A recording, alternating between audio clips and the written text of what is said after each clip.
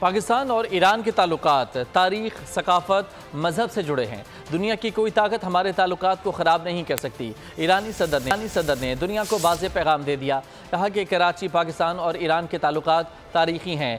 इनकलाब ईरान अभी ख़त्म नहीं हुआ। दुनिया में शैतानियत, सरकशी के ख़िलाफ़ हमारे नारे जिंदा हैं।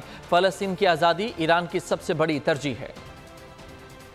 دوست می داشتم در این سفر در اجتماعات پرشور و با نشاط مردم عزیز پاکستان در جای جای این کشور سلام رهبر فرزانه انقلاب اسلامی امام خامنه ای حفظه الله تعالی به مردم عزیز و همیشه در صحنه پاکستان ابلاغ می کردم، لکن این زمینه حاصل نشد.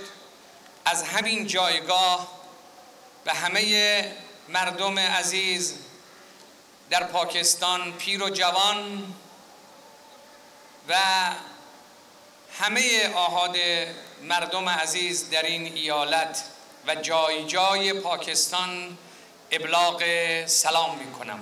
علاقه مردم ایران و مردم پاکستان به مردم سالاری دینی، علاقه دو ملت، دو دولت و دو سرزمین به عدالت خواهی طلبی ریشه در اعتقادات و باورهای دو کشور و دو ملت دارد. सब्सक्राइब करें और बेल दबाएं ताकि कोई खबर रह न जाए।